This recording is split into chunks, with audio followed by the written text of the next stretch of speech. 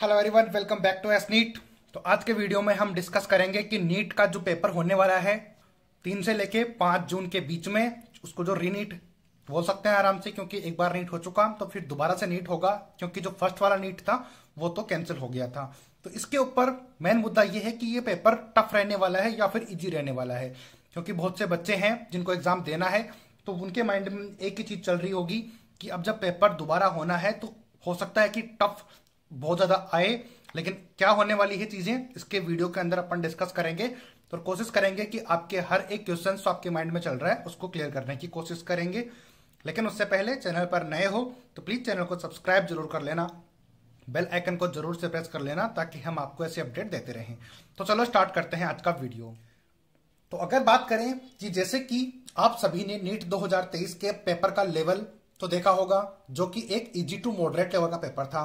तो सभी ने नीट का पेपर देखा है 2023 का, जो 7 मई को हुआ था, तो वो आपने अच्छे से देखा होगा। उसमें यह भी देखा होगा कि किस टाइप के क्वेश्चंस पूछे गए थे और कौन से टॉपिक से ज्यादा पूछे गए थे, वो हम आपको वीडियो में बता देंगे, और भी आप कंटिन्यू वीडियो में बने रहो। तो अगर बात करें फिजिक्स के पेपर की, जो 7 मई का था, उसको वो इजी था एकदम, फिजिक्स बहुत लल्लू थी। केमिस्ट्री की बात करें तो मॉडरेट थी, यानी कि कुछ क्वेश्चंस जो है अच्छे थे, बट उतना डिफिकल्ट तो नहीं बोल सकते, मॉडरेट बोल सकते हैं। बायोलॉजी का पेपर लेंथी था, क्योंकि उसमें असर्शन रीजन के क्वेश्चंस थे, प्लस स्टेटमेंट टाइप के क्वेश्चन होने की वजह से थोड़ा लेंथी जरूर हो गया था, बट था पूरा एनसीईआरटी से। तो ये पेपर का लेवल था 2023 का 7 मई का पेपर। अब बात करते हैं रीनीट के पेपर की। अगर नीट जो है दोबारा हो रहा है, मणिपुर और उनके आसपास के जितने भी सेंटर थे, यानी कि जो नीट का पेपर हुआ था वो एनटीए ने कंडक्ट करवाया था, तो अब जो इन बच्चों का सेंटर है, जो मणिपुर और इनके आसपास के जितने भी सेंटर थे, वहां पर जिन बच्चों का सेंटर था, उनका एग्जाम भी अब 3 से 5 जून के बीच में एनटीए ही करवाएगा। तो क्या इसकी पॉसिबिलिटी हो सकती है? तो जो पेपर जो है वो सेम, या फिर कह लो कि इजी ही आएगा 7 मई पेपर से, यानी कि जो 7 मई को पेपर हुआ था उसके कंपैरिजन पेपर इजी आएगा। कैसे आएगा वीडियो में हम आपको बताएंगे कि कैसे इजी आ सकता है और क्या इसका सिनेरियो बन रहा है। तो पेपर इजी आने का रीजन क्या हो सकता है कि ऐसा इसलिए क्योंकि एनटीए को इनका रिजल्ट जल्दी ही डिक्लेयर करना है। रिजल्ट जल्दी डिक्लेयर करना होगा क्योंकि 7 मई को एग्जाम हुए हुए लगभग 1 मंथ हो जाएगा जब ये एग्जाम कंडक्ट होगा, तब, जिससे कि वो नहीं चाहते कि बच्चों को टफ क्वेश्चंस देके कंफ्यूज करे और आंसर की रिलीज के टाइम पे बहुत सारे ऑब्जेक्शन देखने को मिले। जी हाँ, जब पेपर थोड़ा टफ आएगा तो हो सकता है कि कुछ क्वेश्चंस में मिस्टेक हो, बोनस की भी डिमांड बहुत से बच्चे कर सकते हैं अगर कुछ क्वेश्चन में कुछ डिफिकल्टी हुई तो, और हो सकता है कि एक ही स्टेट में ज्यादा पेपर टफ आने की वजह से ऑब्जेक्शंस हो। तो इन सबको अवॉइड करना चाहता है एनटीए, क्योंकि सब कुछ स्मूथली चले और सबका रिजल्ट, एनटीए कोशिश यही कर रहा है कि सबका रिजल्ट एक साथ वो डिक्लेयर करे, तो इसमें वो ये चीजें नहीं चाहता। एक रीजन तो ये सामने आ गया। तो वो तो थी बोर्ड की तरफ से वाला एक पॉइंट ऑफ व्यू। अब बात करते हैं मणिपुर और उसके आसपास का सेंटर वाले बच्चों को स्टडी का 1 मंथ का टाइम एक्स्ट्रा मिल गया है।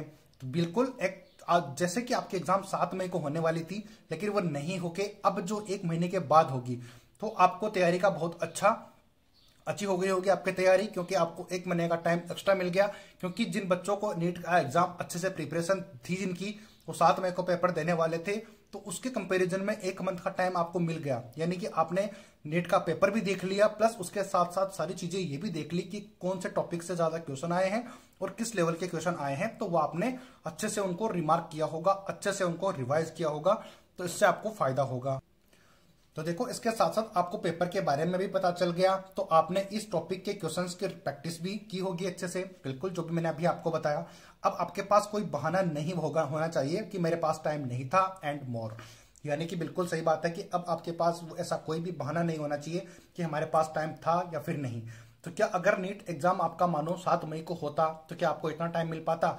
जो भी आपका वीक टॉपिक था, 1-2 जो रह गए थे या फिर जिनको आप स्टडी नहीं कर पाए एग्जाम से पहले, तो उनको आपको स्टडी करने का टाइम मिल गया, उसके साथ साथ आपको प्रैक्टिस का भी बहुत ज्यादा टाइम मिल गया। तो अब आपके पास ये बहाना नहीं होना चाहिए कि मैं पढ़ नहीं पाया या फिर टाइम नहीं था, क्योंकि आपको एक सिनेरियो का पहले पता लग चुका है। तो पेपर टफ हो या फिर इजी हो, उसका कोई फर्क नहीं पड़ना चाहिए। और इवन तो ये बात करना ही गलत आपके लिए होगा कि पेपर इजी आना चाहिए या फिर टफ आना चाहिए। ऑब्वियसली इजी वही चीज आपको लगेगी जो आपको आती है, वो आपके लिए इजी होगी, और जो आपको नहीं आता वो ऑब्वियसली टफ होगा, चाहे वो इजी ही क्यों ना हो। नेक्स्ट बात करते हैं अब अब लास्ट बारी आती है कंक्लूजन की कि क्या क्या हो सकता है। तो रीनीट का एग्जाम है, exam date 3 to 5 June already publish हो चुका है, ऑफिशियल हो चुका है एनटीए की तरफ से। आंसर की कब रिलीज होगी? विथ ऑल टुगेदर, यानी कि जो 7 मई के स्टूडेंट हैं उनके साथ इनके आंसर के आने के चांसेस हैं। रिजल्ट कब आएगा वो भी 7 में आने के चांसेस हैं। इसके ऊपर मैं अलग से वीडियो बनाऊंगा आपके लिए कि आंसर की कब आएगी, तो उसमें आप जरूर देखना। पेपर लेवल जो है इजी टू मॉडरेट रह सकता है, जो कि मैंने आपको बताया कि हार्ड तो नहीं रहने वाला, इजी पेपर रहेगा। अब हो सकता है तीनों सब्जेक्ट में से कोई सा भी पेपर टफ आ सकता है आपके लिए, यानी टफ नहीं मतलब मॉडरेट आ सकता है, क्योंकि इस साल जो है फिजिक्स इजी था, मैंने आपको पीछे बताया सारा कैसा टाइप का लेवल था पेपर का, तो वही चीज हो सकती है। अब हो सकता है कि कोई तीनों में से दूसरा पेपर आपके लिए मॉडरेट हो, बट आप अपने अकॉर्डिंग कमेंट करके बता सकते हो कि आपको कौन सा पेपर मॉडरेट चाहिए या फिर लेंथी चाहिए।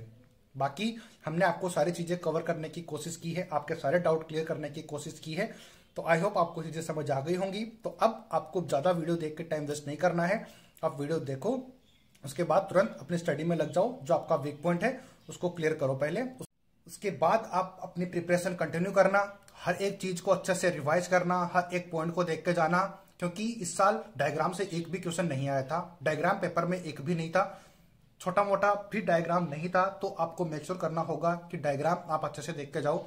हो सकता है अब आपको नीट में तो एग्जाम डायग्राम देखने को मिल जाए, क्योंकि जो चीजें नहीं आई हैं वो आने के चांसेस हैं। और बाकी आपको क्या पढ़ के जाना है लास्ट टाइम पे, तो मैंने वीडियो ऑलरेडी बना रखी है चैनल के ऊपर, तो प्लीज आप चैनल को विजिट करो, उस वीडियो को देखो एक बार, और उसके अकॉर्डिंग आप स्टडी कर सकते हो। अभी भी आपके पास 2 दिन का टाइम बचा हुआ है, तो चीजें कवर कर सकते हो। तो आई होप आपको चीजें समझ आई होंगी। अगर समझ आया है तो लाइक कर देना वीडियो को, चैनल को सब्सक्राइब कर देना। मिलते हैं नई वीडियो के साथ, तब तक के लिए जय हिंद।